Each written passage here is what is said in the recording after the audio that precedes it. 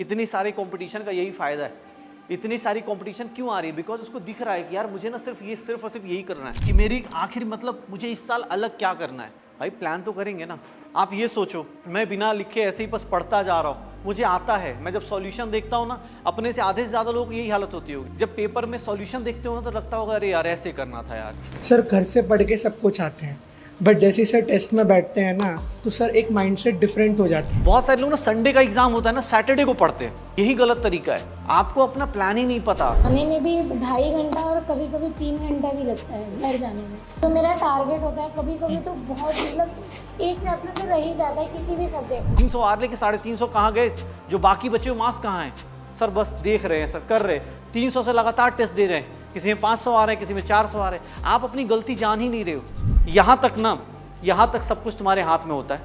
अगर तुमने इस पे ध्यान नहीं दिया तो जो 620 वाला बच्चा होता है और 720 वाला बच्चा होता है ना, उसकी लाइफ में सिर्फ 20 से 25 क्वेश्चन का डिफरेंस होता है। ऐसा नहीं वो साल भर नहीं पढ़ता, 620 वाला भी साल भर पढ़ता है, 720 वाला भी साल भर पढ़ता है, लेकिन वो डिफरेंस पता है कहाँ आता है? जनवरी से लेकर मार्च और मई तक। अरे बैठ जाओ। अरे सब लोग नीट 2025 वाले हो? मतलब क्लियर करने वाले या सिर्फ एग्जाम देने वाले हो? हाँ तो चेहरे पे स्माइल रखो यार, अभी टाइम है, ठीक है? ऐसे क्यों लग रहा है कि हाँ मतलब जबरदस्ती तो नहीं बिठा दिया गया? तो बस मुस्कुराते रहो, ठीक है? मुस्कुराते हुए एग्जाम हॉल में भी जाना है और अगले साल फोड़ फाड़ के आना है। बस अनटिल अनलेस चाय पी के जाना है 4th फ्लोर पे। हाँ सब लोग हाँ लेकिन हम लोग ग्राउंड फ्लोर पे है ना यार। कोई नहीं, 4th फ्लोर पे पोटेंशियल एनर्जी ज़्यादा हो जाती होगी ना, इसीलिए पोटेंशियल ज़्यादा हो जाता है। कोई नहीं, अपने पास सब लोग इस साल पेपर दिया था? सब लोग वही वाले पेपर नहीं दिया था? जिसने पेपर दिया था, पेपर देते टाइम ना या पेपर होने से एक दिन पहले के थॉट्स याद हैं? जब 4 तारीख को शाम को सोच रहे थे, क्या सोच रहे थे? 4 तारीख को ये सोच रहे थे ना कि यार एग्ज़ाम 10 दिन बढ़ जाए, 1 महीना और। जिसका बेकार होता है वो भी यही सोचता है कि ना 1 महीना और बढ़ जाए ना, 1 महीने में मतलब ज़िंदगी भुला दूंगा मैं और बस कर ही लूँगा।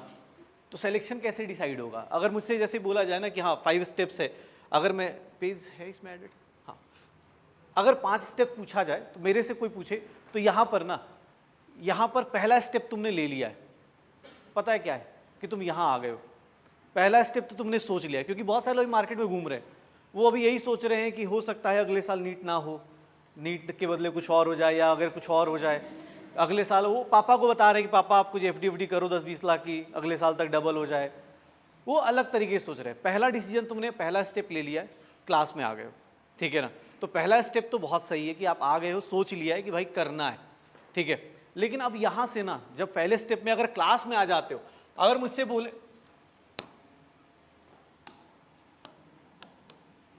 पहले तो आपने डिसाइड कर लिया है, ये सबसे बड़ा डिसीजन था जो सोचा है। क्योंकि बहुत सारे लोग तो इस बार सोच के बैठे होंगे कि नहीं यार नहीं होना है। न्यूज़ अगर गलत देखना शुरू करोगे, यूट्यूब की AI का अलग दिमाग चलता है, अगर आपने एक बार गलत निगेटिव थॉट्स लेके आए तो निगेटिव न्यूज़ दिखाता चला जाएगा। तो इस बार बहुत सारे लोग साइड हो जाएंगे, जो मुझे ऐसा लगता है। बहुत सारे लोग इसलिए साइड हो जाएंगे कि पेपर को देख के या घोटाला देख के, स्कैम देख के।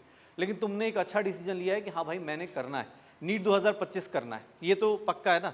कोई छोड़ने वाला हो तो पहले सोच लेना यार, क्योंकि अभी DU का एडमिशन अभी बाकी है, ले सकते हो। लेकिन अगर डिसीजन है, फाइनल है कि हाँ मेरा ये काम हो चुका है कि मैंने डिसाइड तो कर लिया कि भैया मुझे नीट 2025 करना है, मेरा ये रैंक सिलेक्शन जो है, मुझे इतना पता है कि नीट 2025 मुझे क्लियर करना है। क्योंकि आज ही मैं अपनी क्लास में बता रहा था, ये एक एग्ज़ाम एक ऐसा है ना जो एकदम खटाखट आपकी लाइफ में चेंज कर देता है। कैसे? आप एग्ज़ाम हॉल में जाने से पहले चाहे जितना पढ़ाई करके जा रहे हो, जिस साल सिलेक्शन लेके या कॉलेज जा रहे हैं, किसी और जगह जाओगे ना, मैं ये नहीं कह रहा हूँ कि किसी और एग्ज़ाम की वैल्यू कम है, बट ये एग्ज़ाम इतना प्योर इंटेंशन वाला एग्ज़ाम है कि जो बच्चा यहाँ पर होता है ना एग्ज़ाम हॉल से पहले या रिजल्ट से पहले, अगर यहाँ पर उसका नाम मान लो X है ना, तो भाई इस एग्ज़ाम को क्लियर करने के बाद आप डॉक्टर 5 साल बाद बनते हो, पता है 5.5 साल बाद बनते हो, और उसके बाद भी जो डॉक्टर बनने जाते हैं उनको 5.5 साल नहीं होता, वो कहने को 5.5 साल है, 10 साल होते, टोटल 10 साल होते। लेकिन जिस दिन एग्ज़ाम क्लियर कर लेते हो ना, उसके अगले दिन से ही आपको ना घर वाले हों चाहे बगल वाले हों, सब डॉक्टर साहब, डॉक्टर नहीं साहब ऐसे बोलना चालू कर देते हैं। ये एग्ज़ाम इतना ज़्यादा अच्छा एग्ज़ाम है, रियलिटी ये है, इसीलिए इतना ज़्यादा रिवॉर्ड किसी और एग्ज़ाम में नहीं मिलता है, ठीक है ना। एक जो प्रोफेशन बोलते हैं ना, नोबल प्रोफेशन है डॉक्टर वाला, तो ये फ़ायदा भी है हमें, इसीलिए हम इतनी मेहनत कर रहे हैं। इतनी सारे कंपटीशन का यही फ़ायदा है। इतनी सारी कंपटीशन क्यों आ रही है? बिकॉज उसको दिख रहा है कि यार मुझे ना सिर्फ और सिर्फ यही करना है। ऐसा नहीं कि तुम डॉक्टर बन जाओगे तुम्हारे 4 हाथ हो जाएंगे, 4 हाथ नहीं होने वाले। लेकिन हाँ, ये पता है कि यार अपना दिमाग ना अलग लेवल पर हो जाएगा।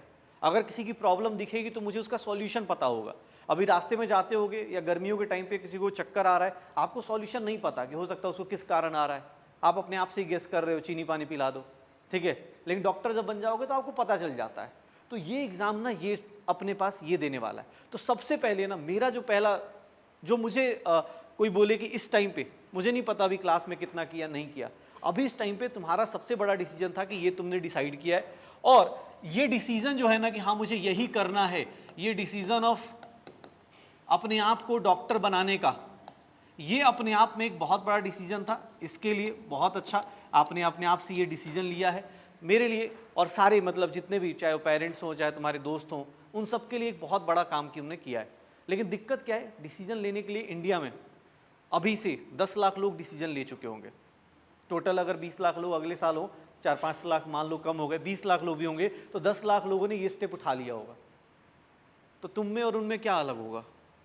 इसके बाद की चीज़, जैसे डिसाइड कर लिया होगा कि अरे भैया हम कोचिंग आएंगे, पढ़ेंगे, ऐसा फॉलो करेंगे, उनको फॉलो करेंगे। 10 लाख लोगों ने ये डिसीजन ले लिया होगा इस टाइम पे, जुलाई में ये कर लिया होगा। तुम में और उनमें अलग क्या होगा? यहाँ से बच्चे अलग कैसे होंगे? इसके बाद का डिसीजन क्या है? इसके बाद का डिसीजन ये है कि भैया मैंने ये तो सोच लिया एम्स जाना है या कहीं भी जाना है, लेकिन मेरी प्लानिंग क्या है, किसके रिगार्डिंग? सर प्लानिंग मेरे, एक तो जैसे बहुत सारे लोग होंगे जिनको अभी भी अपना सिलेबस नहीं पता होगा, सिलेबस के रिगार्डिंग, क्लास के रिगार्डिंग, अपने नोट्स के रिगार्डिंग, कि मेरी आखिर मतलब मुझे इस साल अलग क्या करना है। भाई प्लान तो करेंगे ना। आप ये सोचो, मैं बिना लिखे ऐसे ही बस पढ़ता जा रहा हूँ, मुझे आता है, मैं जब सॉल्यूशन देखता हूँ ना, अपने से आधे से ज़्यादा लोग यही हालत होती होगी, जब पेपर में सॉल्यूशन देखते हो ना तो लगता होगा अरे यार ऐसे करना था यार। रियलाइज़ होता है वो क्यों होता है। जैसे मेरे से कोई पूछे ना तो मुझे कोई लगता है कि अगर तुम्हें सॉल्यूशन देख के अफसोस होता है ना, इसका मतलब तुम कैपेबल थे, बस तुमने गलती क्या करी है, तुमने सही से सही चीज़ें एग्जीक्यूट नहीं करी एग्जाम हॉल में। क्यों? क्योंकि तुम ऐसे हाफाजा, जैसे बहुत सारे लोग ना संडे का एग्जाम होता है ना सैटरडे को पढ़ते हैं, यही गलत तरीका है। आपको अपना प्लान ही नहीं पता कि यार मुझे कौन से प्लान को किस तरह से एग्जीक्यूट करना है। ये डिसीजन सब लोग ले लेंगे, हाँ बड़ा बनना है, मुझे आज के टाइम पे इस कोचिंग में जाना है, यहाँ इस टीचर से पढ़ना है, ये डिसीजन बहुत नॉर्मल है। लेकिन इसके बाद वाले में ना डिफरेंस क्रिएट होना शुरू होता है कि भाई प्लानिंग कैसे करनी है। जैसे मुझे, मैं बार बार हर एक टाइम, जब भी मैं लास्ट टाइम विद्यापीठ में गया था मैंने यही बोला, आपके पास आपका सिलेबस, आपको पता है कि आपके कुछ वीक टॉपिक्स होंगे क्लास 11th के, कुछ 12th के, जिनसे बहुत डर लगता होगा, तो आपको ना उन पे ज़्यादा मेहनत करनी है। कुछ टॉपिक्स ऐसे होंगे जो आप, अभी मैं बोल दूं कि यार जैसे बायो वालों को बोलूं कि केमिस्ट्री का बायोमोलिक्यूल्स पढ़ लो, तो मुझे लगता है हर एक बंदा पढ़ ही लेगा, खुद से भी कोशिश करेगा तो पढ़ ही लेगा, ऐसा कुछ बहुत डिफिकल्ट नहीं मिलेगा उसको, बायोमोलिक्यूल्स तो कर ही लेगा। मैं बोलूँ कि यार कुछ अगर जैसे बायो का कोई ऐसा टॉपिक दे दूं कि इकोलॉजी इन्वायरमेंट पढ़ लो या कुछ ऐसा पढ़ लो, तो तुम कर भी सकते हो। कुछ ऐसे टॉपिक्स होते हैं जो 12th बोर्ड के साथ किए होते हैं, ईजी होते हैं, याद हो जाते हैं फटाफट, एनसीईआरटी याद होती। तो आपको ना ये सिलेबस पता होना चाहिए कि यार मेरा लास्ट ईयर कितना वीक पोर्शन था, कितना स्ट्रॉन्ग पोर्शन था। जो स्ट्रॉन्ग पोर्शन है उसको और स्ट्रॉन्ग करना है, और जो वीक पोर्शन है इस बार उसको जैसे भी हो सकता है ना उसको स्ट्रॉन्ग में कन्वर्ट करना है। आपका सिलेबस 2 पार्ट में डिवाइड होना चाहिए, स्ट्रॉन्ग और वीक में। अगर आप सोच रहे हो ना, जब तक आप ये मेंटली सोच के नहीं बैठे हो, समझो कि यार ये पहला स्टेप इंपॉर्टेंट नहीं है। ये ऐसे तो बहुत सारे लोग मिल जाएंगे मुझे भी, अभी यहाँ जनकपुरी में ही घूम जाओ मिल जाएंगे, सर क्या करना है, डॉक्टर बनना है, वो सबको पता है डॉक्टर बनना है, कैसे करना है, अच्छा पता नहीं है सर, कौन से चैप्टर्स तुम्हारे, अरे कुछ तो जैसे अब नीट 2024 दिया है, कुछ तो आता ही होगा ना, 11th का एक ही टॉपिक आता हो, मोल ही निकालने आता तो होगा ना, कुछ तो याद ही होगा, तो आपको पता होना चाहिए। आप पूरे सिलेबस का एक प्रिंट आउट ले लो, पूरे सिलेबस का एक कोई भी किताब है जिसमें सिलेबस लिखी उसमें आइडेंटिफाई करो, एक डायरी बना लो कि यार मेरा ये टॉपिक वीक था, उससे क्या है ना, उसको देखते रहो बार बार कि यार मैं उसको ना वीक से किस में कन्वर्ट कर रहा हूँ, स्ट्रांग में। मुझे ये काम करना है, मुझे ये प्लान करना है। अब जैसे मान लो मेरा मूल कॉन्सेप्ट वीक है, ऑब्वियस स्टार्ट होगा मूल कॉन्सेप्ट से, तो मैं मूल कॉन्सेप्ट पे जान लगा दूंगा, उस टाइम मैं कुछ और नहीं सोचूंगा। लेकिन अगर मेरा एटॉमिक स्ट्रक्चर आसान है, मतलब मैंने अपने टाइम पे किया है, तो मैं एटॉमिक स्ट्रक्चर पे सोचूंगा कि यार मैं ना साइड में थोड़ा सा कुछ और देख लेता हूँ, मान लो लास्ट का कुछ पढ़ लेता हूँ, जो ऐसे टॉपिक जो लास्ट में होते हैं वो वाले मैं पहले कर लेता हूँ। तो आप अपने सिलेबस को आइडेंटिफाई करो, उसको प्लान करो कैसे करना है। अगर सिलेबस नहीं करोगे ना, अब जैसे कुछ लोग होते हैं सर क्लास, कुछ लोग ऐसे भी होते हैं जब क्लास चलेगी तो क्लास में नहीं रहते, सोचते हैं घर पे कर लेंगे, ये वाला तो इजी है। मोस्टली आधे लोगों को ये भी दिक्कत है ना, क्योंकि आप रिपीट कर रहे होते हो तो आपको आधे चीज़ें आती है, आधे से अधूरी चीज़ें थोड़ी थोड़ी आती हैं। तो आपको क्या लगता है, क्लास में टीचर मान लो छोटा सा एग्जाम्पल दे रहा है, आप विद इन सेकेंड के लिए थोड़ा सा बाहर सोचना शुरू करोगे, थोड़ी देर बाद ना वही टीचर अपने लेवल को ऊपर ले गया होगा और आप क्लास में उस लेवल पे जा नहीं पाओगे। तो आपको क्लास को लेके थोड़ा सा सिंसियर रहना है। अगर आप यहाँ आए हो या आप मतलब ऑनलाइन पढ़ो चाहे ऑफलाइन पढ़ो, जैसे ही पढ़ रहे हो, एक बार क्लास में घुसे ना तो मेंटली भी क्लास में घुसो, फिजिकली नहीं, सिर्फ मेंटली, मतलब फिजिकली और मेंटली दोनों तरीके से। अगर तुम्हें क्लास में कोई टीचर एग्जाम्पल दे रहा है तो आप उसको फील कर पाओ, आप उसके बारे में सोच पाओ। आपके पास अच्छी बात है कि आपका एक एक्सपीरियंस है, तो आपको पता है कि यार मुझे ना ये चीज़ पे इस टाइप का क्वेश्चन आया था, मैंने एक टाइम देखा था इस टाइप का क्वेश्चन, इस टीचर ने अच्छा इस एंगल से भी सोचना है, मुझे इस तरह से भी सोचना है। एनसीईआरटी पढ़ो, आपको पता होना चाहिए कि हाँ यार मुझे ये चीज़ें और स्ट्रॉन्ग करनी है। तो मुझे लगता है कि नोट्स बहुत सुंदर हो ना हो नहीं फ़र्क पड़ता, लेकिन हाँ इसकी कंसिस्टेंसी होनी चाहिए। क्लास करना है मेंटल फिजिकल दोनों तरीके से। ऐसा नहीं कि हाँ बैठे हैं यहाँ पर सर पढ़ा रहे कुछ और, हम सोच रहे कुछ और कि अच्छा हाँ यार वो ना पिछली बार ये हुआ था, अच्छा वो वहाँ मुस्कुराया था, वो वहाँ मुस्कुराया था, पता नहीं क्या इंडिकेट कर रहा था। अगर ये सोच रहे तो, अगर कोई दोस्त ऐसे सोचने को मजबूर कर रहा है ना तो उसको साइड कर दो, क्योंकि तुम्हें नहीं पता तुम्हारा एक सेकंड, जैसे बोलते हैं ना कोई एक क्लास इतनी इंपॉर्टेंट हो जाती है कि उसके एक बार मिस कर दिया ना तो पता चला उसके बाद का पूरा चैप्टर मिस हो जाएगा।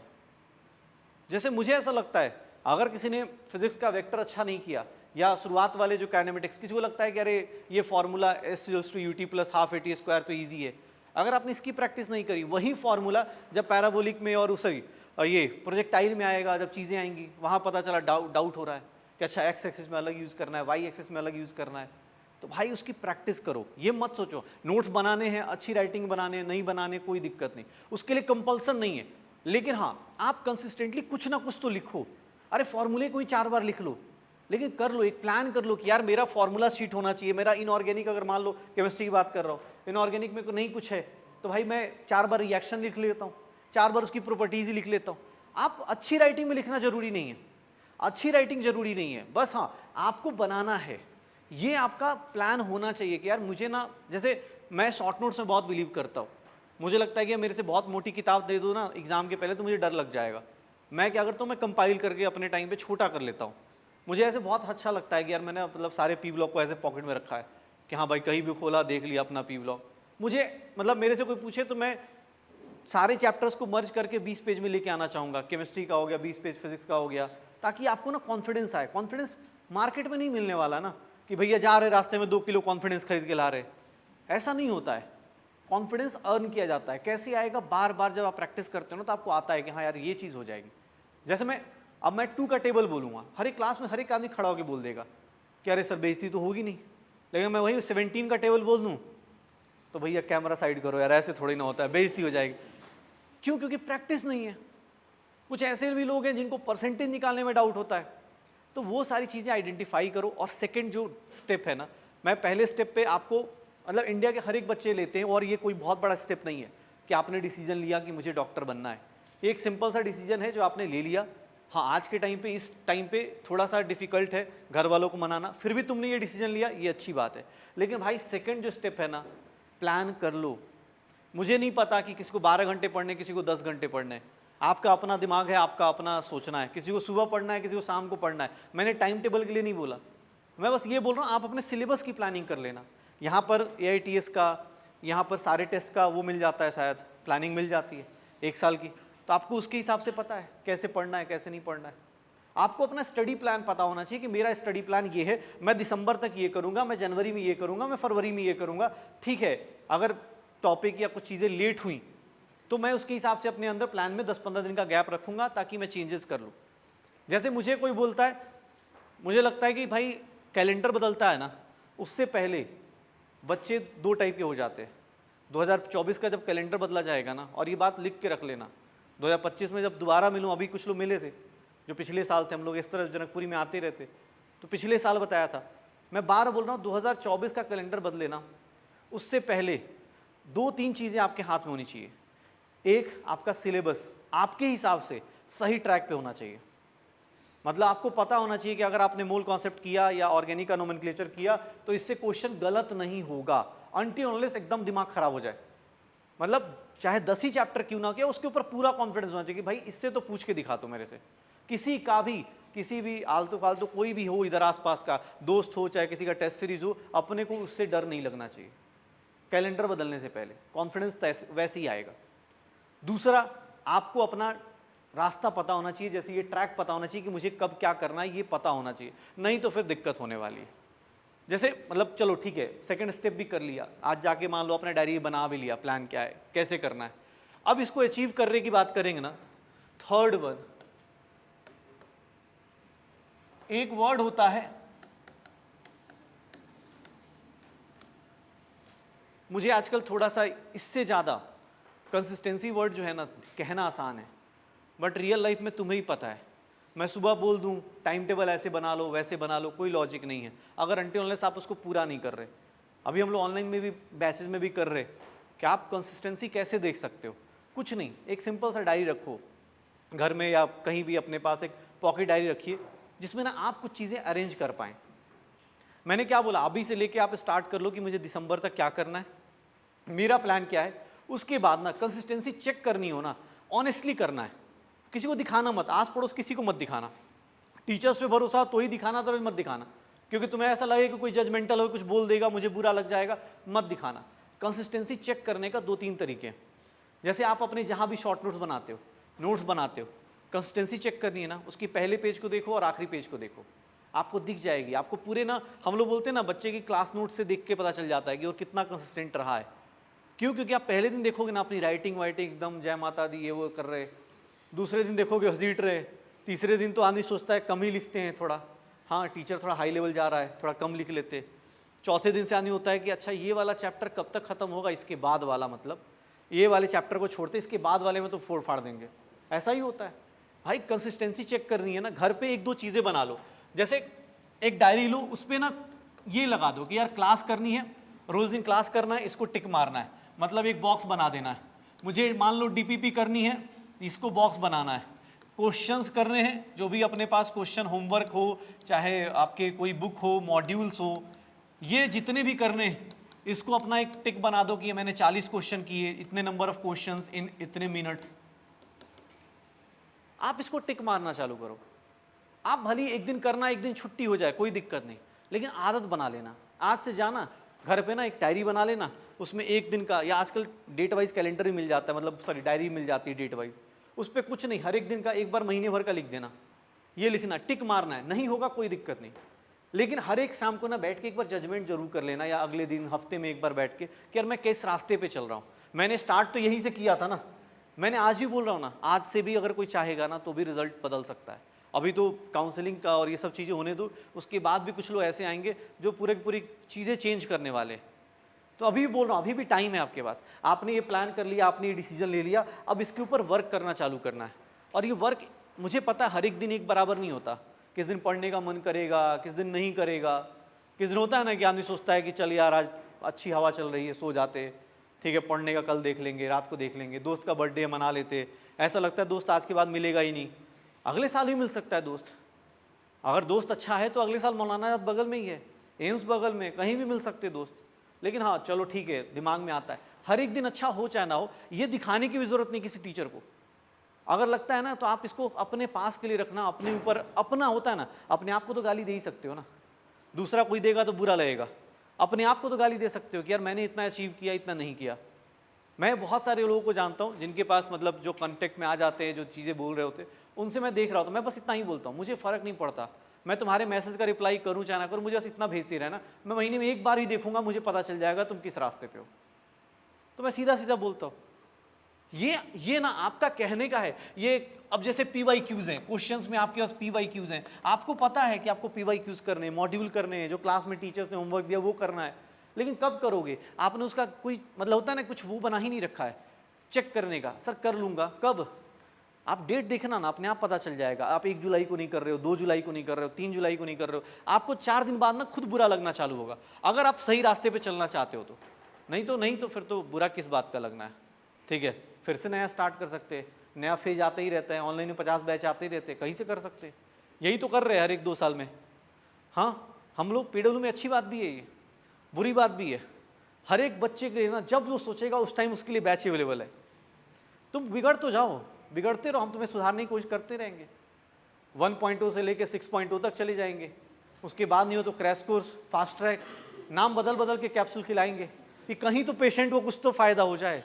होता ना, तुम सोचना, तुम ऐसे पेशेंट की तरफ बिहेव करते हो जिसका मतलब इलाज करना मुश्किल है। मतलब टीचर वो कर रहा है, कंपनी सोच रही है कि अबे यार कुछ तो हो गए, 10-20 हज़ार ऐसे तो होंगे जो अभी से शुरू कर लें। 1 जनवरी को शुरू करते हैं, जैसे 1 जुलाई को शुरू करते हैं, कुछ होंगे, धोनी का बर्थडे आ रहा है 7 जुलाई, उस दिन से शुरू करेंगे। भाई शुरू करने वाले का अपना अपना होना चाहिए। जैसे हर एक का होता है ना, जैसे मैंने बोला ना, मैं 4 मतलब मुझे ऐसा लगता है कि हाँ मैं 4 जुलाई से पढ़ूंगा। अब 4 जुलाई को सुबह 5 बजे उठ के पढ़ूंगा। अब 4 जुलाई को 5 बजे नींद नहीं खुली, तो मैं ऐसा नहीं कि 4 बजे के बदले 5 बजे नहीं उठी, चलो 6 बजे उठ गया या 7 बजे उठ के पढ़ लूँ, नहीं, क्योंकि आदमी दिमाग सेट करके बैठा है। अब अगले दिन 5 बजे, अगले दिन भी 5 बजे नींद नहीं खुल रही है, पता चला 15 अगस्त आ गया, 4 जुलाई से 15 अगस्त आ गया, 5 बजे नींद नहीं खुल रही, इसलिए पढ़ाई नहीं हो पा रही है। तो ये नहीं करना है, ये कंसिस्टेंसी आप अपने आप से रहो और अपना खुद का ना ऑनेस्ट ओपिनियन दो कि यार मैं यहाँ पर हूँ, ये मेरा ऑनेस्ट ओपिनियन है कि आज मैंने अपना 20% किया, आज मैंने अपना 25% किया, जितना भी किया काम इतना कर लिया, इतने क्वेश्चंस किए, इतने मिनट लगाए, फिजिक्स में मुझे यहाँ दिक्कत आई, केमिस्ट्री में मुझे यहाँ दिक्कत आई, बायो में मुझे यहाँ आई। ये आपको खुद से चेक करना पड़ेगा। और ये यहाँ पे आके ना जो कंसिस्टेंट बच्चा होता है, यहाँ पे इसके स्टेप के बाद वो अपना सिलेक्शन सिक्योर करना चालू करता है। सच बताऊं तो इसके बाद वो सिलेक्शन सिक्योर करना चालू करेगा। सिलेक्शन सिक्योर करेगा कैसे? तो ये मेंटेन करेगा। और चौथी चीज, इसके बाद आपका सिलेक्शन सिक्योर होना शुरू हो जाता है, जो आपका परफॉर्मेंस है, परफॉर्मेंस एनालिसिस जिसका स्टार्ट हुआ, जो मेरे हिसाब से सबसे क्रूशियल स्टेज है। यहीं से डिसाइड होता है कि आपके 600 नंबर आएंगे कि 720 आएंगे। जो अपनी परफॉर्मेंस को खुद से एनालाइज नहीं करना जानता, भाई आज के टाइम पे अपने आप को बेवकूफ़ बनाना हम सब लोग जानते हैं। सब लोग जानते हैं कि हमारी मोबाइल में किस चीज़ का कितना यूज़ होना है। लेकिन अगर कभी तुम्हें पता है ना, एक अपने पास वॉच टाइम देखने का ऑप्शन होता है मोबाइल में, जाए देखना बुरा लगता है क्या उसको देख के? कभी कभी ऐसे आदमी देखता ही नहीं है। हम जैसे लोग तो होते हैं ना शत्रुमुख टाइप की, घुसे हुए हैं, अरे क्यों देखना है वॉच टाइम, सब बढ़िया चल तो रहा है, सब मैं ज़्यादा टाइम कहाँ वेस्ट करता हूँ। और तुम कभी देखना उसके ऊपर, अगर तुमने 2 घंटे भी लगा रहे हो ना किसी फालतू की साइट्स पे, दिक्कत वो नहीं है कि 2 घंटे तुम लगा रहे हो, तुम लगाओ ना, अगले साल कॉलेज में जाके लगाना ना। मैं खुद अपने अभी बहुत सारे लोगों को मैं खुद बोलता हूँ कि एकदम मस्ती करो, ठीक है, क्योंकि अब कुछ बचा नहीं है तुम्हारे पास। तो यहाँ पर इसको मेंटेन करो। और दूसरा, अपनी परफॉर्मेंस एनालिसिस कर लो। कैसे सर? आप अपने परफॉर्मेंस को ऐसे देखो, एक तो डेली आप कितने कंसिस्टेंट हो, डेली परफॉर्मेंस क्या है, आपकी पढ़ाई होती है कि नहीं होती है। दूसरा, डेली परफॉर्मेंस के बाद वीकली टेस्ट जो होते, वीकली टेस्ट में क्या हालत है। अब कुछ लोग ऐसे होते हैं, वीकली टेस्ट परफॉर्मेंस की बात करें, वीकली बात करें, ठीक है, मंथली बात करें, धीरे धीरे तो वीकली भी आ जाएगा, डेली भी आ जाएगा। मंथली टेस्ट की बात करें, चाहे वीकली टेस्ट की बात करें, चाहे 15 डेज पे बात करें, जो भी टेस्ट हो रहा है ना, टेस्ट एनालिसिस। अब कुछ लोग ऐसे हैं ना जिनके तुक्के में 500 नंबर आ गए, तो खुश घूम रहे हैं पूरे मोहल्ले में, उनको लग रहा है कि तुक्के में आ गए तो हमेशा आ ही जाएंगे। तुम्हारे 620 भी आ गए ना, मेरे से मैं हर एक टाइम यही बोलता हूँ क्लास में कि भाई तुम्हारे 400 नंबर क्यों नहीं आ रहे, इस बात से मुझे फ़र्क नहीं पड़ा कि तुम्हारे 400 नंबर आ रहे, मुझे बस ये जानना है कि तुम्हारे 320 और क्यों नहीं आए। तुम किसी भी, तुम बोलते हो ना कि पेरेंट्स सर मार्क्स पे बोलते हैं, आप किसी पेरेंट्स से बात, अपने पेरेंट्स से ना ऐसे बात करो कि पापा मेरे 400 नंबर आए, लेकिन ना मुझे केमिस्ट्री में जो 10 गलतियां हुई वो मुझे पता है ऐसे ऐसे करके सही हो जाएंगी, मैं अगली बार कोशिश करूँ। मैं लिख के देता हूँ, कोई इंडिया का ऐसा पेरेंट नहीं होगा जो तुम्हें इस बात के लिए डांटेगा अगर आप अपनी गलती साथ में बता रहे हो ना कि यार मेरे 500 नंबर आ रहे हैं, लेकिन पापा मुझे ये पता है या मम्मी मुझे ये पता है कि ये जो 200 नंबर गए ये मैं ऐसे ऐसे करके मेरे इस तरह से मैंने एनालिसिस करी है, मुझे ये पता चल गया कि मेरे बस में था, मैं कर सकता था। आप 200 नंबर जो गए उसका रीज़न आपको पता होना चाहिए। आप सब लोग हाँ सर ठीक है बढ़िया चल रहा है, जैसे अभी जनवरी फरवरी का माहौल आने तो सर टेस्ट दे रहे हैं कितने, सर 300 ही आ रहे, 300 आ रहे, लेकिन 350 कहाँ गए, जो बाकी बचे वो मार्क्स कहाँ हैं सर, बस देख रहे हैं सर, कर रहे हैं, 300 से लगातार टेस्ट दे रहे हैं, किसी में 500 आ रहे हैं, किसी में 400 आ रहे हैं, आप अपनी गलती जान ही नहीं रहे हो। जैसे मैं जितने वो कोशिश करता हूँ, मुझे ऐसे अपने बारे में पता है, मेरे से कोई पूछ देना 4 बार कि इनकरेक्ट कौन सा है, करेक्ट कौन सा है, नॉट इनकरेक्ट कहीं लिखा हुआ है तो मैं कंफ्यूज जाता हूँ। अगर कहीं लिखा है ना कि which of the following is not incorrect, not incorrect मतलब क्या हो गया, लेकिन मुझे ज़्यादा डाउट हो जाता है कि अबे पता नहीं क्या पूछ दिया, मैं 4 बार उसको हाईलाइट करता हूँ, क्योंकि मेरी अपनी कुछ गलतियाँ पता है, मुझे पता है कि मैं मतलब जिस बैकग्राउंड में आता उतनी अच्छी इंग्लिश नहीं थी मेरी, तो मुझे पता है कि मैं फंस जाऊँगा यहाँ पे। मुझे जैसे बहुत सारे बेसिक सा लैंग्वेज मिस्टेक है, अगर मैं बोलता हूँ कोई इंक्रीजेज टू, मैं बोल दूँ टेम्परेचर 20 डिग्री सेल्सियस से increases to 30 degree Celsius, that means कि इनिशियल 20 था, बाद में 30 हुआ। लेकिन अगर मैं बोल दूँ 20 degree Celsius increases by 30 degree Celsius, तो पता है 50 हो जाएगा। अब ये छोटी चीज़ मुझे अपने टाइम पे मुझे पता है कि मुझे दिक्कत होती है, तो मैंने उसके ऊपर वर्क करना शुरू किया कि यार क्वेश्चन पढ़ते टाइम मैं हाईलाइट कर लूँगा कि यार ये चीज़ मेरे से गलती हो रही है, मुझे ये दिक्कत आ रही है, आता है कॉन्सेप्ट बट मुझे ये दिक्कत आ रही है। तो आपको ना अपनी परफॉर्मेंस पता होनी चाहिए, कहाँ पे डिक्रीज हो रहा है, क्यों हो रहा है, क्योंकि भाई ये मतलब मुझे लगता है सबसे क्रूशियल इंपॉर्टेंट, मतलब यहाँ तक ये वाले लोग कुछ कर भी लेंगे, लेकिन आपको ना अपना जो परफॉर्मेंस है कि आपकी गलतियाँ कहाँ पे हो रही है, किस तरह की गलती कर रहे हो, आप अपनी गलतियों को एनालाइज नहीं करोगे ना तो दिक्कत आएगी। ये सबसे ज़्यादा मतलब बोला ना, अब यहाँ तक कर लिया, अगर तुमने ये कर लिया तो भाई तुम्हारा सिलेक्शन है, पहला डिसीजन ले चुके हो। सेकंड स्टेप आपको पता चल चुका है, सेकंड स्टेप आपको पता चल चुका है कि मुझे अपना प्लानिंग कैसे करना है। थर्ड स्टेप आपको ये पता है कि मुझे कंसिस्टेंटली अपना वर्क चेक करना है, जैसे भी चेक करो, चाहे वो क्लास करनी है तो करनी है, तबीयत खराब है बहुत ज़्यादा खराब ना हो तब तक क्लास में आना है, पेट दर्द सर दर्द छोटे मोटे बहाने कोई लॉजिक नहीं है, क्लास 9-10th में होनी की अटेंडेंस के लिए आना है। आपको बस इतना पता होना चाहिए कि मुझे काम करना है, चाहे मुझे डीपीपी सॉल्व करनी हो, होता है ना कि कभी मन कर रहा है नहीं कर रहा है फ़र्क नहीं पड़ रहा, आपका ये काम है। आप सोचो किसी डॉक्टर के पास जाओ आप, और डॉक्टर के पास जाओ और बोल दे डॉक्टर कि ये मन नहीं कर रहा यार तुम्हें देखने का, कैसा लगेगा? सोचो एक बार, किसी डॉक्टर के पास बोले नहीं यार तुम्हारी शक्ल पसंद नहीं आ रही यार, नहीं जाओ तुम, सोचो पैसे ले लो, अजीब सा लगेगा ना। सेम चीज़ तुम सोचो किताब के साथ तुम कर रहे हो, फिजिक्स की किताब खोली मन नहीं कर रहा यार पढ़े तुम्हें, सोचो फिजिक्स को कितना बुरा लगता होगा। अगर किताब बोल पाता ना तो हमें पता है क्या क्या बोल देता। तुम सोच लो एक बार, तुम सोचो, ऐसे सोच के देखो एक बार, तो कंसिस्टेंसी हो गया और ये परफॉर्मेंस एनालिसिस। इसके बाद बस कुछ नहीं करना, इसके बाद आपको 2-3 चीज़ें और 2-3 चीज़ें कह रहा हूँ, बस एक लास्ट स्टेप फॉलो करनी होती है। एक जो भैया जो आपके हाथ में है, आपके अपने जो लास्ट स्टेप मैं बोलता हूँ कि आपका जो इन्वायरमेंट है, जो इन्वायरमेंट है अच्छा होना चाहिए, फ्रेंडली तो होना ही चाहिए। ऐसा नहीं कि पापा मम्मी को फ्रेंडली का मतलब ये समझा रहे हैं कि हाँ पापा पिज्ज़ा रोज़ दिन खिलाया करो फ्रेंडली है ये।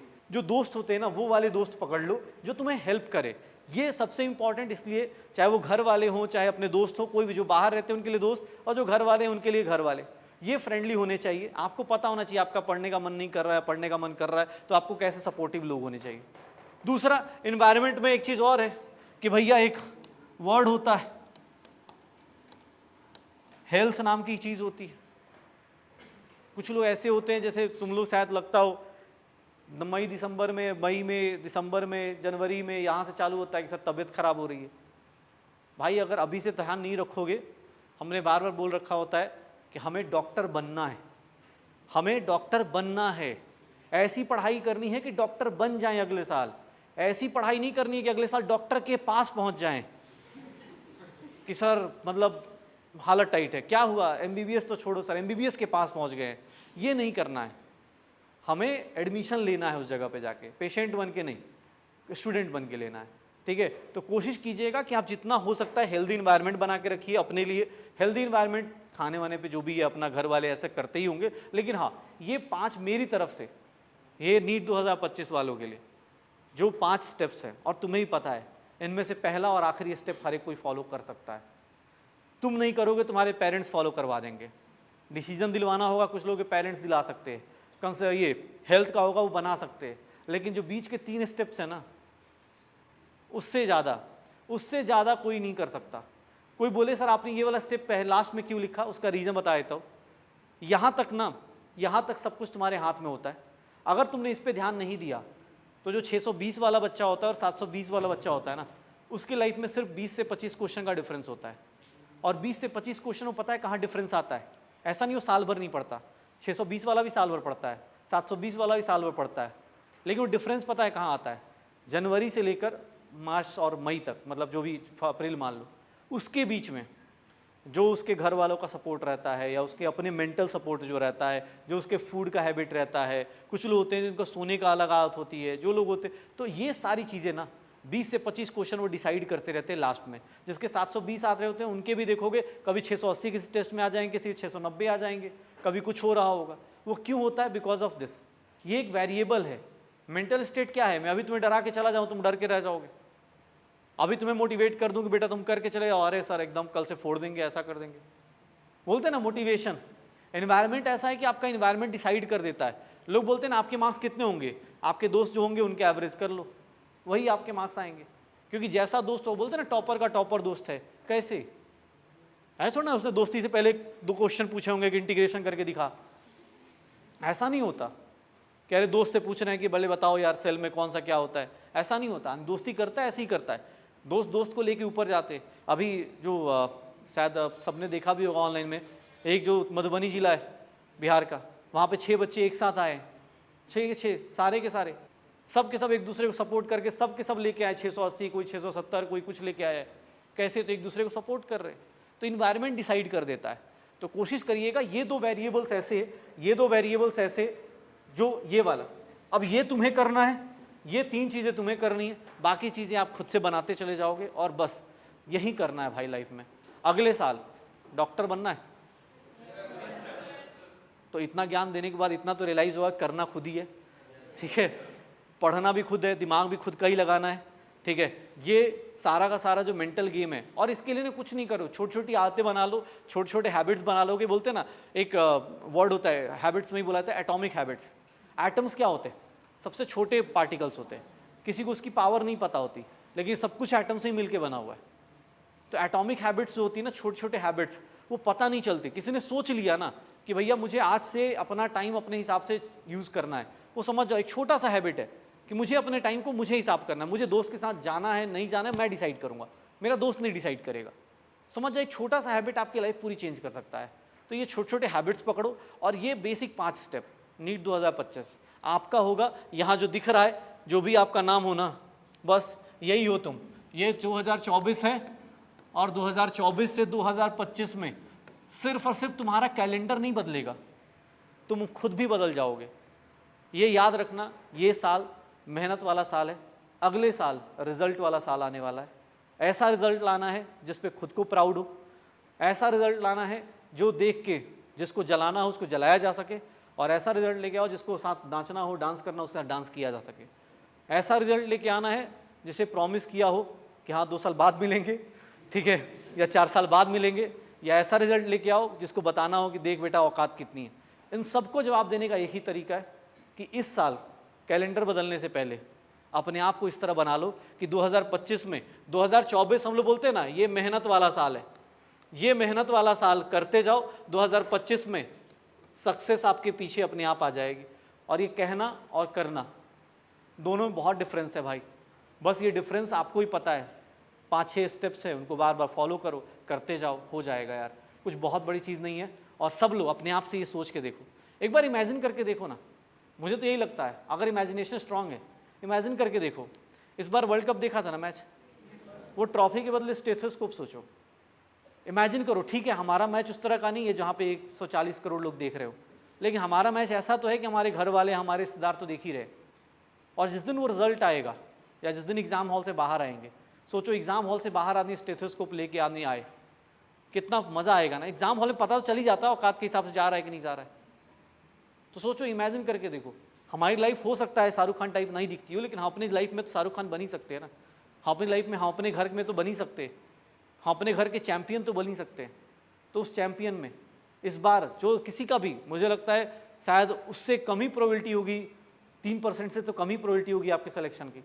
इंडियन टीम 3% से ज़्यादा होता है ना, शायद सबने मैच देखा हो, एक टाइम था जब 30 बॉल में 30 रन चाहिए थे और उस टाइम पे 3%, पूरी दुनिया हमारे हारने का इंतजार कर रही थी और उस टाइम पे हम पूरी इंडिया के सारे जो अच्छे प्लेयर्स थे उन सब ने तख्ता पलट करके रख दिया, क्योंकि सब कुछ टाइमिंग का गेम है। आज से स्टार्ट कर लो, अभी से स्टार्ट कर लो, क्योंकि अभी से स्टार्ट करोगे तो 720 लाना भी मुश्किल नहीं है, लेकिन हाँ जितना लेट करोगे उतना ज़्यादा मेहनत ज़्यादा करनी पड़ेगी। अभी क्या स्लोली कर लोगे हो जाएगा, जितना लेट करोगे ना उतना ज़्यादा प्रॉब्लम होती जाएगी। पक्का? तो भैया नीट 2025 में डॉक्टर बनना है, अपना सपना पूरा करना है, किसी और का भी सपना पूरा करना है, कोई और भी हो तो उसका भी सपना पूरा करना है, कोई तो होगा। ऐसा थोड़ी ना कि ज़िंदगी में कुछ ख्वाब ही नहीं है सर। हाँ कुछ ख्वाब होते हैं जो बाद में बताए जाते हैं। हाँ पक्का? तो बस 9th 10th 11th 12th पार कर लिया है, अब यही पार करना है। ठीक है, चलो ठीक है। आई होप सो सब लोग अगले साल, जैसे मैं अभी आया, इस साल कुछ लोगों से मिला जो इनके साथ पिछले साल मिला था, तो मुझे अच्छा लगा कि 690 या 670 नंबर आए। ठीक है, तो आप लोग से भी उम्मीद करते हैं अगले साल आप लोग भी मिलो और ऐसे ही मिलते जुलते रहो, कुछ दिक्कत हुई बताते रहो। ठीक है सर जैसे क्लास में हम लोग आए एग्ज़ाम के टाइम पे, सर घर से पढ़ के सब कुछ आते हैं, बट जैसे सर टेस्ट में बैठते हैं ना तो सर एक माइंडसेट डिफरेंट हो जाता है। सर अटैम्प्ट खासकर मेरे साथ इस बार केमिस्ट्री में हुआ, मैं सर पढ़ के पूरा आया था, दो चैप्टर आए थे, दोनों चैप्टर पढ़ के आया था, बट सर जैसे अटैम्प्ट किए, कर सारे लिए अटैम्प्ट, बट गलत हो गए। अब मैं बताता हूँ उसका रीज़न क्या है, बहुत सिंपल सा। एक मैं जैसे अभी घर जाते हो ना, तो घर जाने में कितना टाइम लगता है, जो नॉर्मल जो भी 10 मिनट 20 मिनट जितना भी लगता है। मैं एक सिंपल सा एग्जांपल दे दूं कि मुझे ना एक काम करो, घर पे बहुत ज़्यादा इमरजेंसी है, तो टाइम रिड्यूस होगा कि नहीं होगा? हो जाएगा ना। जो पहले 20 मिनट में जाते हो शायद मुझे लगता है दौड़ के जाओगे या कुछ ना कुछ तो एक्स्ट्रा एफर्ट मारोगे। क्यों कर रहे हो? क्योंकि तुम्हें पता है उधर कुछ अर्जेंट है। सिमिलरली टेस्ट में होता है, जब आप घर पे टेस्ट कर रहे होते हैं ना, घर पे क्वेश्चंस करते हो, तुम ऐसे करते हो एकदम सोफे पे लेट के कि अरे भैया एकदम हॉस्टल में बैठे हुए, कोई टाइम लिमिट नहीं लगाते। जैसे मैंने यहाँ लिखा था शायद ना, मैंने एक वर्ड लिखा था, इतने क्वेश्चन ही इतने मिनट्स, वो इसीलिए तो कि आप टाइम को कैलकुलेट करो। आपका एक वेरिएबल टाइम भी है शायद एग्जाम हॉल में। एग्जाम हॉल में टाइम भी तो चेंज हो रहा है भाई, सिर्फ पेपर थोड़ा ना चेंज हो रहा है, टॉपिक थोड़ा ना चेंज हो रहा है, वहाँ टाइम भी चेंज हो रहा है। तो आपको वो घर पे ही आदत डालनी पड़ेगी। अगर आपको नहीं पता, जैसे मैं मतलब ऐसा नहीं कि बॉटनी जूलॉजी, आपको अपने हिसाब से आपका फेवरेट सब्जेक्ट पता होता है कि बॉटनी के जूलॉजी के क्वेश्चन मैं 10 सेकंड में, 20 सेकंड में, 40 सेकंड में कर लूँगा अगर मैंने पढ़ाई की है तो। इतना पता है। मान लो फिजिक्स में किसी को ज़्यादा टाइम लगता है, किसी को केमिस्ट्री में ज़्यादा टाइम लगता है, तो अपना माइंड फ्रेम बना के जाओ। मुझे ये पता है, जैसे मान लो कुछ लोग होते हैं, जैसे मैं अपनी बता रहा हूँ कि मुझे मान लो लग रहा है कि ये लेंदी क्वेश्चन दिख रहा है, पहली बार में होता है ना, पहली बार में नहीं पसंद आ रहा है ये क्वेश्चन मुझे, तो मैं उसको सर्कल मार के आगे जाऊँगा, क्योंकि मुझे पता है टाइम दूंगा कोई लॉजिक बनेगा नहीं, डर अलग से लग रहा है, थोड़ा और टाइम दे दूंगा और डर लगेगा, टाइम वेस्ट हो जाएगा। तो मुझे पता है मैं छोटे छोटे क्वेश्चंस निकाल लूँगा। तो वो प्लान तुम्हें पहले करना पड़ेगा। होता है ना, आपको पहले प्लानिंग करनी पड़ेगी। आप सोचोगे सीधा जाके एग्जाम हॉल में करेंगे, कभी नहीं हो पाएगा। आप पहले सोच के जाओ कि यार मुझे इतना करके आना है।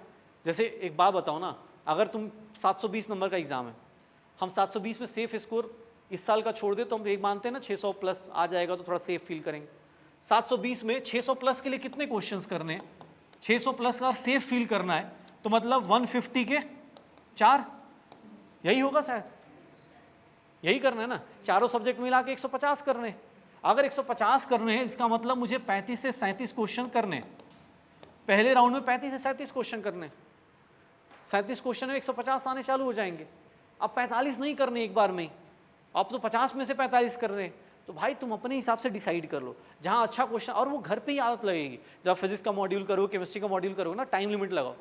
जैसे मैंने कोई टॉपिक बहुत अच्छे से पढ़ रखा है और मैं पहली बार क्वेश्चन करूंगा तो मैं टाइम लिमिट नहीं लगाऊंगा, लेकिन अगर दूसरी बार करूंगा ना तो मैं चाहे जो हो जाए मैं टाइम लिमिट लगा के करूंगा, क्योंकि मैं दूसरी बार कर रहा हूँ। पहली बार में हो सकता है आदमी कॉन्सेप्ट सीख रहा है, टाइम ज़्यादा लगे, लेकिन दूसरी बार तो भैया एकदम टाइम लिमिट लगा के कि 1 मिनट का क्वेश्चन है 1 मिनट में बनना चाहिए। और वो आदत अभी से डालो, टेस्ट में नहीं डलेगी। बट सर जब वो क्वेश्चंस में घर जाके टाइमिंग लगा करता हूँ बट वहाँ पर हो जाते हैं, बट ऐसा क्लास में नहीं हो पाता। मतलब सर मैं घर जाता हूँ वो सेम टेस्ट पेपर मैं PDF की फॉर्म में लिखता हूँ। अच्छा ओके, घर पे मतलब घर पे तो वही है ना, हो जाते हैं। तो घर पे सुकून है ना। तुम्हें एक बात बोली थी मैंने, इन्वायरमेंट का क्या असर पड़ता है। इन्वायरमेंट का असर यही पड़ता है ना। जैसे मैं एक सिंपल चीज़ सोचो, अभी मैं आया, हम लोग शायद पहली बार मिल रहे हैं, हाँ, तो मैंने तो नहीं, अगर मैं अकड़ दिखाता अभी आके 4 लोग खड़ा करता, 2-3 तबड़ा के ऐसे देता, कौन नहीं पढ़ रहा इधर आ बे, तो कौन है उधर आ, इन्वायरमेंट कैसा हो जाता। मैं कुछ पूछता भी ना तो कोई कुछ बोल नहीं पाता। ये होता है इन्वायरमेंट। एग्जाम हॉल में क्या होता है, यही तो होता है, कोई बात ही नहीं करता तुमसे।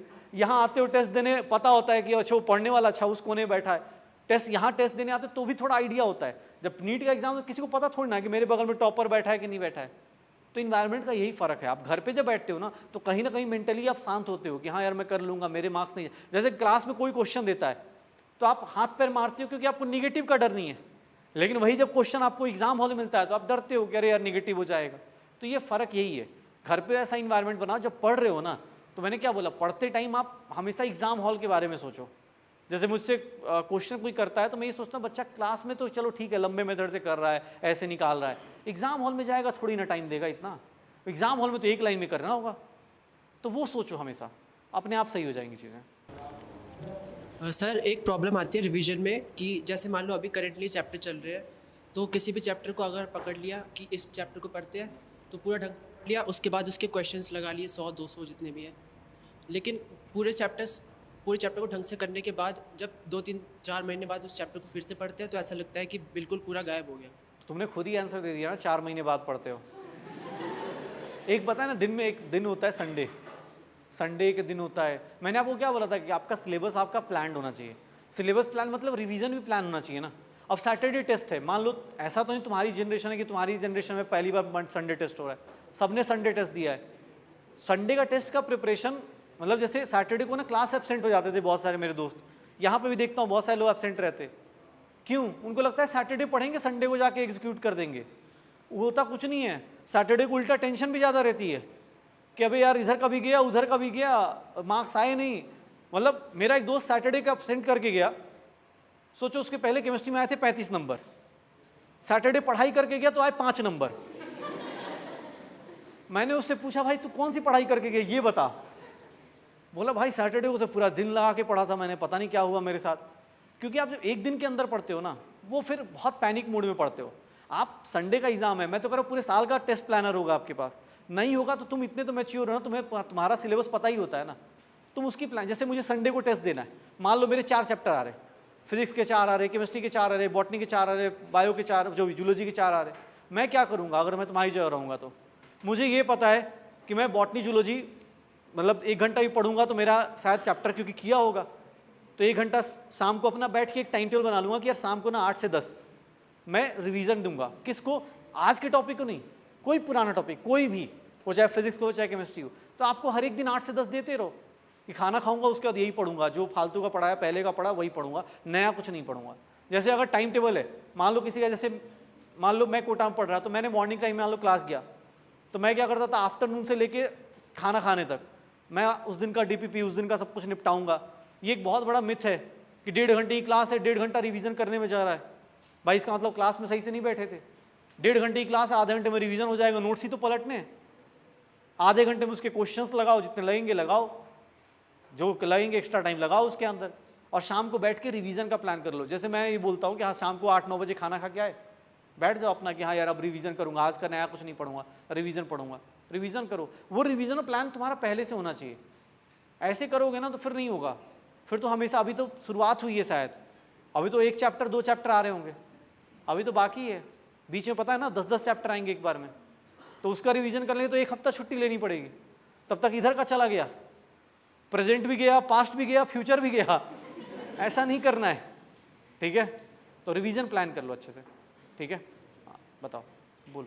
सर पेपर में हम लोग सब कुछ पढ़ के जाते हैं जो भी आने वाला होता है टेस्ट वगैरह में, तो फिर क्या होता है सर, अब पेपर में एंटर करते हैं, हमारे हाथ में जब पेपर आता है हम लोग उसको एक बार देखते हैं, बट वो मेंटल स्टेबिलिटी उस टाइप की रह ही नहीं पाती कि हम उस पेपर को पूरा अटेम्प्ट कर पाए। सर उस चीज़ को कैसे सॉर्ट आउट करें? नहीं, पहली चीज़ मेंटल स्टेबिलिटी के लिए एक तो पढ़ के जाना है, पहला काम, क्योंकि आधा मेंटल स्टेबिलिटी उसके कारण चला जाता है, क्योंकि बिना पढ़े आते हैं तो उससे दिक्कत होती है। नहीं, दूसरा, अगर अच्छा क्वेश्चन आ रहा है ना, तो मैं बहुत सिंपल सा एक ट्रिक जानता था मैं अपने टाइम पे। मान लो पेपर में एकदम हिल ही नहीं रहा, जैसे बहुत सारे लोग पीसीबी पढ़ रहे हो तुम लोग ना, तो पीसीबी का माइंडसेट अलग है, पीसीबी में क्या है, सारे क्वेश्चन करने, मैं पीसीएमबी वाला था, तो मुझे ना मैथ्स वाला जब टेस्ट दें उसमें कम करने होते, जेईई एडवांस में सही ज़्यादा करने, मतलब ज़्यादा सारे क्वेश्चन ही अटेम्प्ट करने होते। तो मेरा माइंडसेट वहाँ सही डेवलप हो गया था कि भाई पहले जो आता है वो करो। अगर मान लो मुझे शुरुआत के 5 क्वेश्चन नहीं आए तो कुछ नहीं, मैं तो सीधा पेज पलट देता था, मेरा क्या जा रहा है, पेज ही तो पलटना, मैं लास्ट में पहुँच जाता था, क्योंकि मुझे पता इधर से हिल नहीं रहा अब अपने को।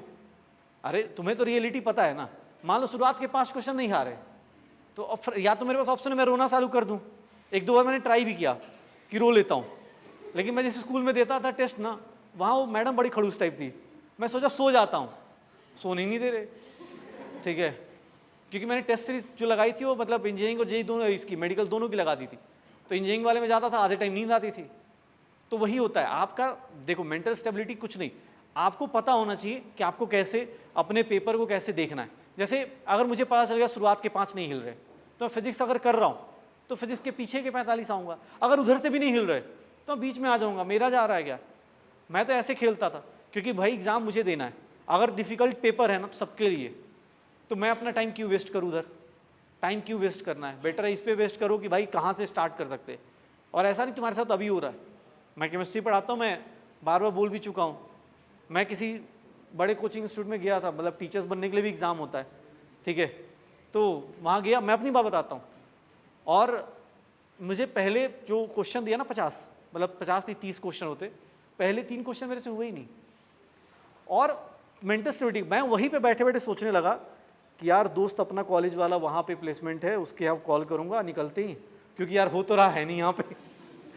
मैं अपने आप पे डाउट कर रहा हूँ, ऐसा नहीं तुम्हारे साथ होता है, सबके साथ होता है, बस उसका एक ही तरीका है। और वो पहले 3 क्वेश्चन के बाद मुझे रियलाइज़ हो गया कि यार नहीं होगा मेरे से पेपर।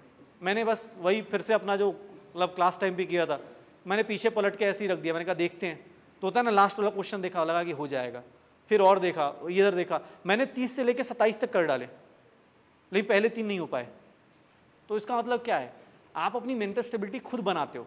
एग्जाम हॉल में ना मैं तुम्हें बोल दूं कि यार तुम बड़े बेकार बच्चे हो, यार तुम्हारा सिलेक्शन नहीं हो सकता, ये नहीं हो सकता, तो 2 ऑप्शन है तुम्हारे पास, तुम रोते हुए चले जाओ, छोड़ दो पढ़ाई, या दूसरा ऑप्शन ये भी तो है कि चले यार सर को गलत प्रूफ कर देते, दूसरा ऑप्शन भी तो है ना। तो वही वाली बात है, एग्जाम हॉल में बैठते हो, मेंटल स्टेबिलिटी खुद की बनाओ जितना बना सकते हो, और वो एक तो प्रैक्टिस से आएगा, दूसरा आपको अपना पता होना चाहिए कि एग्जाम हॉल में मजे लिए जा रहे हैं, तो मजे लेने दो, इतना क्या है। कोई मजा ले रहा है, शुरुआत के क्वेश्चन डिफिकल्ट दे दिए तो छोड़ दो, डिफिकल्ट है तो 45 ही करने हैं ना, 50 थोड़ा ना करने हैं, तो छोड़ देना। बट कैलिबर पे डाउट मत करो, क्योंकि वो किया तो फिर गए, ठीक है, और पढ़ के जाओ, ठीक है। हाँ बोलो मुझे।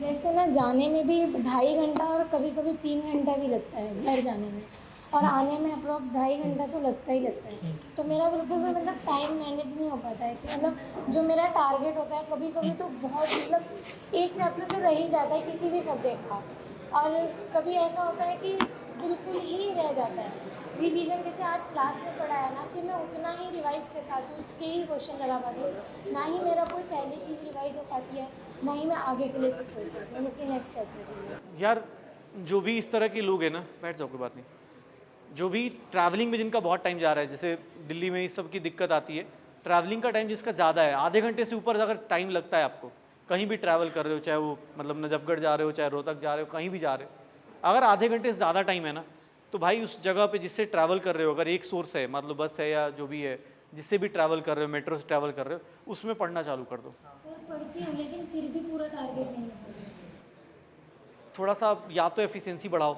एक सबसे बड़ी दिक्कत है एफिशिएंसी की। जैसे मान लो कुछ लोग होते हैं ना 12 घंटे पढ़ रहे बट मार्क्स नहीं आ रहे, क्यों नहीं आ रहे? क्योंकि पढ़ने की एफिशिएंसी बहुत बेकार है।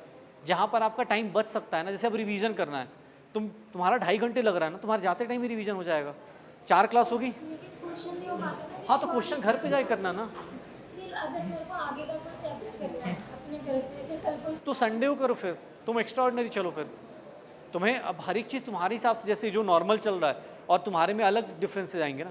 तुम क्या करो, जाते टाइम ना पूरे बस में या जो भी जिससे भी मेट्रो से जा रही हो, उसी में पूरा का पूरा रिवीजन कर लो, चाहे वो बॉटनी हो, जूलॉजी, जो भी यहाँ की 4 क्लास हो रही हैं, रिवीजन कर लो। क्वेश्चंस नहीं हो पाएंगे, बॉटनी जूलॉजी के हो सकते हैं, बॉटनी जूलॉजी के कर सकती हो, बट फिजिक्स केमिस्ट्री के तो बस में नहीं हो पाएंगे, तो उसको उस तरह से कोशिश करो, ठीक है ना, वैसे कोशिश करो, ठीक है। सर एक डाउट ये था कि जैसे हमें जो पैकेज मिला है मॉड्यूलर और डीपीपी, तो मान लो जैसे चैप्टर कंप्लीट हुआ, हमने सॉल्व किया, एक बार सॉल्व किया, फिर हमने रिवाइज किया, फिर दूसरी बार सॉल्व किया, बट 90% तो हमारा कॉन्सेप्ट क्लियर है, क्वेश्चन क्लियर है, बट तब भी कभी हम खोल के सॉल्व करने लगे तो उसमें से एक दो क्वेश्चन ऐसे निकल जाते जो बनते ही नहीं है दूसरी बार। नहीं, वो एक दो क्वेश्चन शुरुआत में भी नहीं बने होंगे। जैसे इसने बोला, जैसे अभी मान लो शुरुआत में जोश ज़्यादा होता है तो 500 क्वेश्चन मूल कॉन्सेप्ट क्या नहीं लगा देगा, 500 क्वेश्चन सेल के लगा देगा, ठीक है ना, कि हाँ भाई जोश ज़्यादा है। लेकिन जब धीरे धीरे आगे जाते हैं तो सेल रिवाइज करने में हमें टाइम लग जाएगा, तो उसके लिए हम लोग बार बार बोलते हैं। सर जोश तो पूरा था। हाँ, तो वही तो दिक्कत है ना, एनर्जी होने से सिलेक्शन नहीं होगा ना भाई। यहाँ पे क्या है कि आपको स्मार्टली काम करना है। जैसे आप क्वेश्चंस कर रहे हो ना, तो आप जब क्वेश्चंस करते हो, जैसे ऐसा है तुम हाईलाइट कर लो। मतलब जैसे मैंने एक रूल बनाया था अपने टाइम पे कि जैसे मैं एनसीईआरटी हाईलाइट करता था, तो कुछ लोग होते हैं एनसीईआरटी पहले दिन ही हाईलाइटर से हाईलाइट कर देते हैं। मुझे इतना पता था कि मुझे 5-6 बार पढ़नी है, तो मैंने क्या किया था, पहले पेंसिल से हाईलाइट किया, पेंसिल से अंडरलाइन किया, फिर अगली बार रिवीजन करते टाइम मैंने पेन से करना शुरू किया, और पेन से वो वाले पोर्शंस हाईलाइट करे जो मुझे लगे कि अब जाके इंपॉर्टेंट है। क्योंकि पहली बार पढ़ते हो तो सब कुछ इंपॉर्टेंट लगता है, जब क्वेश्चन देते हो या टेस्ट देते हो तो पता चलता है अच्छे क्वेश्चन इधर से आते, तो मैंने उसको उस तरह से हाईलाइट करा। फिर तीसरी बार आया तो मुझे पता चला ये चीज़ें और ज़्यादा इंपॉर्टेंट है, इससे सबसे ज़्यादा गलत क्वेश्चन हो रहे हैं, तो मैंने उसको हाईलाइट किया कि हाँ यार इसको येलो मार्कर से कर रहे हैं, फिर लगा नहीं तो आप ना एनसीईआरटी को एकदम कलरफुल बना देते हो। सिमिलरली मॉड्यूल्स में क्या करते थे कि आप मान लो डीपी कर रहे हो, मॉड्यूल्स कर रहे हो तो बहुत सारा कंपाइल हो जाता है, तो मैंने क्या किया था, चैप्टर वाइज हाईलाइट कर लिया था कि चैप्टर वाइज बना लिए। मतलब ठीक है, अगर मतलब कुछ लोग होते हैं बहुत मोटी की बुक बना लेते, कॉपी बना लेते, मैं उनमें से उल्टा सोचता था। मान लो मैंने इलेक्ट्रोकेमिस्ट्री बनाई तो मैंने क्या करा, इलेक्ट्रोकेमिस्ट्री का एक ही पतला वाला रखूंगा ताकि उसी में चैप्टर खत्म हो जाए, उसी के अंदर मैं सारे डीपी भी डाल दूंगा, उसी के अंदर जो भी मेरा शॉर्ट नोट्स होंगे वो सब होंगे। तो मैं वैसे रख लेता था कि यार इलेक्ट्रोकेमिस्ट्री ये है मेरा, इसमें मेरा फार्मूला शीट भी है, इसमें मेरा मतलब जो अच्छे क्वेश्चंस हैं वो हाईलाइटेड हैं, मेरे जो टेस्ट में आए, मतलब मैं ये भी लिख लेता था कि भैया इस कोचिंग के इस टेस्ट में मुझे ये दिक्कत आई, तो मैं वो उस तरह से मैनेज करता था। तो उससे क्या है ना, तुम्हारा कंसाइज जाएगा। अभी क्या होता है, तुम 500 कर लोगे, 500 याद भी नहीं रहेंगे। Done, thank you so much.